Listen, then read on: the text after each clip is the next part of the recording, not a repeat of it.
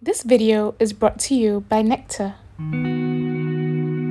Hi, my name is Kimberly Chu, and I'm a psychologist with Annabelle Psychology. As a mother myself, today I'm going to be talking about a topic that I find to be extremely important: postpartum depression, or what is also known as postnatal depression. With a new baby on the way, most people expect this to be a joyous or happy time for new mothers.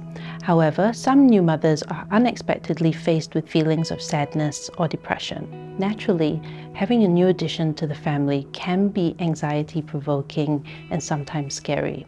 In the days after delivery, women may find themselves experiencing the baby blues, or more commonly, feelings of sadness, irritability, or difficulty sleeping. This is very common. So up to 80% of new mums experience the baby blues after delivery. Most often, these symptoms, they clear up on their own after about 2 weeks without the need for any treatment whatsoever. If symptoms persist for more than 2 weeks, or maybe they emerge after the initial 2 weeks, this could be a sign of something more serious, such as postnatal depression. Postnatal depression is a mental health condition that is extremely serious and debilitating. It is important to seek treatment for postnatal depression immediately if you suspect that this might be something that you have. So postnatal depression is different from just simply feeling sad. Instead, to be diagnosed with postnatal depression, women often need to meet the criteria for a major depressive disorder. So major depressive disorder is a clinical condition that is different from just simply feeling depressed. So feeling depressed is an emotional state that is associated with feelings of sadness or grief. And these are often natural responses to perhaps stressful life conditions like a breakup, losing a loved one, or perhaps losing a job. Postnatal depression or major depressive disorder, on the other hand, is a much more serious and debilitating condition. So this is characterized by low mood, so feelings of sadness, a loss of pleasure in previously enjoyable activities, irritability, kind of like changes in appetite, sleep difficulties, thoughts of death or harming your baby, and in some serious cases, psychosis. So it is important that we seek help for postnatal depression and to be aware of what these symptoms are. A lot of the time, postnatal depression goes undiagnosed because the symptoms really just creep up on women over time. We can experience postnatal depression anytime up to 12 months after delivery. And if, say, for example, you feel that you have experienced postnatal depression, it is important to speak to someone about this as soon as possible. So, women who are at risk for postnatal depression include women who have a history of mental health disorders, who have poor social support, maybe perhaps like difficult relationships with their partner, they've recently experienced a stressful life event, or maybe perhaps they've experienced the baby blues. There's no known cause for postnatal depression. So what that means is that there's nothing that you could have done or not done to prevent it from happening. And it also therefore means that postnatal depression is definitely not your fault. Postnatal depression can be treated like any other illness. And what this means is that there are a variety of treatment options available.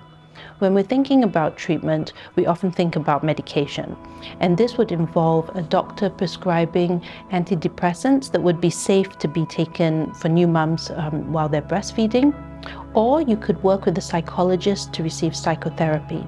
So psychotherapy, when we think about psychotherapy for postnatal depression, we often think of cognitive behavioral therapy, or CBT. CBT is a psychological intervention that is often the gold standard for treatment, and it works to kind of challenge or change unhelpful cognitions and behaviors through a variety of strategies. So some of the strategies that I find to be really helpful and that I'd like to kind of share with you today is this strategy called activation by mental rehearsal. This is a well-researched strategy that has been helpful to kind of increase motivation, like energize people and alleviate some of the symptoms of depression. So in the next 2 minutes or so, I'd like to kind of talk you through this exercise and teach you a tool that is kind of practical, portable, and potent. So, first of all, get yourself into a comfortable position. You could be sitting up or lying down, so whatever's comfortable for you, and I'd like to invite you to close your eyes. So closing your eyes now, we're going to take a couple of deep breaths, so just to kind of ground ourselves right now, breathing in through your nose and breathing out. Breathing in again through your nose, breathing out. One more big deep breath in and breathing it all out. Now when you're ready, I'd like you to think of an exercise that has energized you in the past. If this is an exercise that you haven't done for a while, that's perfectly fine as well. It could be anything from taking a walk on a beach, going to the park, jumping on a trampoline, anything that has really been energizing for you. Sometimes they could be non-physical activities that are energizing, and this is perfectly fine as well. So thinking about maybe perhaps drawing, sketching, or catching up with friends. So it's up to you. I'd like you to imagine yourself doing this now. So immersing yourself in this activity in your mind, taking note of any of the signs, sounds, colors in your environment as you're engaging in this activity. For the next couple of moments or so, I'd like you to bring your awareness to how you might be feeling physically. As you're engaging in this activity in your mind, you might start to feel or notice a change in your breathing, or maybe perhaps some physical sensations in your muscles. And this is perfectly fine, so this is telling us that this exercise is actually working quite well. It's important for you to see yourself also completing this exercise, not feeling exhausted or stopping at any point, but to kind of see yourself doing it and taking stock of how you feel. You might start to feel pretty good, and that's perfectly fine, or maybe you have no feelings whatsoever, and that's okay as well. Just bringing your awareness to your emotional state and how you're feeling physically. Carrying on with this exercise for a couple more moments before I invite you to take a couple more deep breaths. So when you're ready, taking another big breath in through your nose, breathing out, taking another breath in, bringing your awareness back to your surroundings,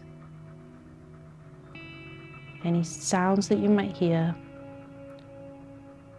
One more big breath in and breathing out.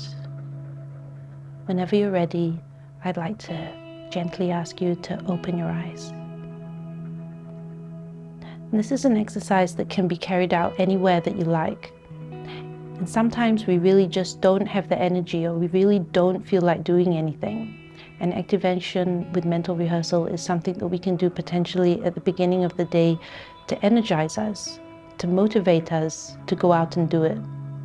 So something to think about, maybe perhaps if there isn't much motivation at the moment, or you don't feel like doing something that used to bring you a lot of joy, taking that step out of the house might be very difficult right now, but considering taking a couple of moments to just sit down and to visualize yourself doing it and seeing how you feel after that might be very helpful for you.